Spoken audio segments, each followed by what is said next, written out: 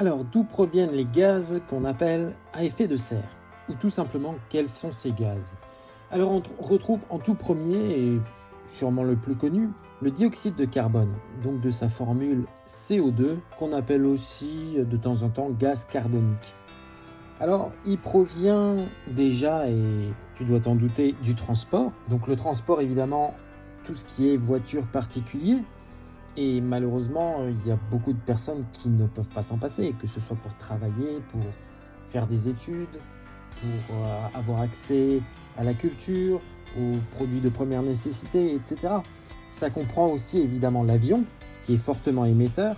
Alors peut-être qu'un jour, qui sait, dans l'avenir, ça ne sera plus le cas et qu'on pourra librement passer d'un pays à un autre, d'un continent à un autre, avec très peu ou pas d'émissions.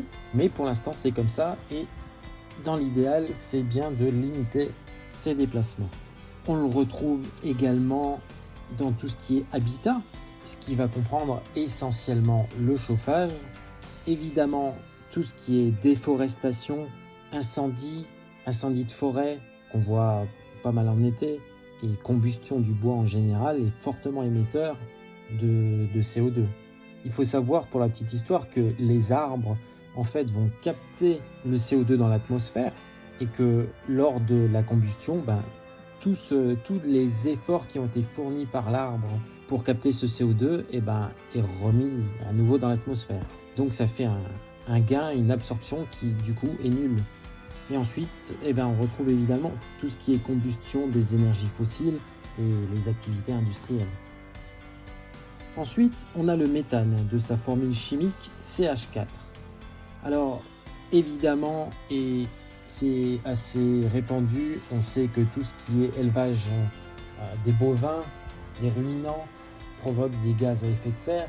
Et quand je dis ça, je pense essentiellement aux élevages intensifs, comme les fermes des 1000 vaches par exemple.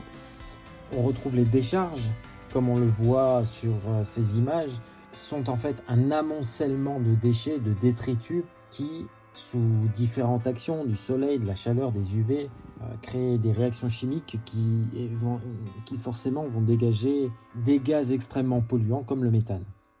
La fonte du permafrost aussi, alors dans les zones proches du pôle Nord, a aussi un rôle important dans la libération du méthane. Alors il faut savoir qu'il y a une partie du méthane qui a été emprisonnée donc dans la glace, et forcément lors de la fonte de ces glaces, le méthane qui était emprisonné se libère dans l'atmosphère. On a évidemment la production de pétrole, de gaz, de charbon, etc. qui est fortement émetteur.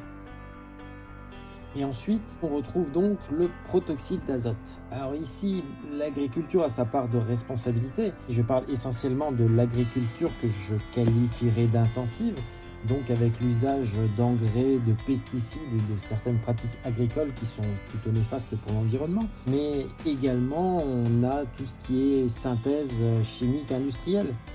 Et enfin, on retrouve les gaz fluorés qui n'existent pas à l'état naturel. Donc leur durée de vie dans l'atmosphère est extrêmement et dangereusement longue. Donc ces gaz fluorés, on les utilise beaucoup dans tout ce qui est système de réfrigération.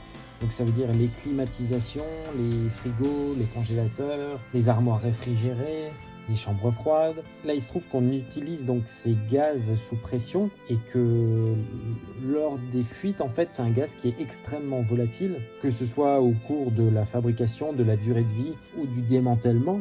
C'est des gaz qui sont extrêmement volatiles et qui partent assez facilement dans l'environnement et que de 1, on n'arrive pas à rattraper, de 2, ils se dégradent très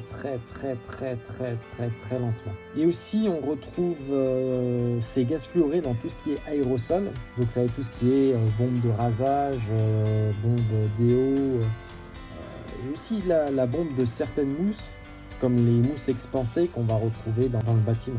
Donc en conclusion, quels sont ces gaz? On retrouve le CO2, donc dioxyde de carbone, le méthane CH4, le protoxyde d'azote N2O, et après on a différents gaz fluorés. Je ne vais pas tous les citer ici. Donc c'était juste une petite vidéo pour expliquer tout ça. Si tu fais encore partie des quelques pourcents qui ont suivi cette vidéo, je t'en remercie. Et si ça t'a plu, je t'invite à cliquer sur le pouce bleu. Et si ce n'est pas encore fait, tu peux t'abonner à la chaîne. Allez, à une prochaine. Salut.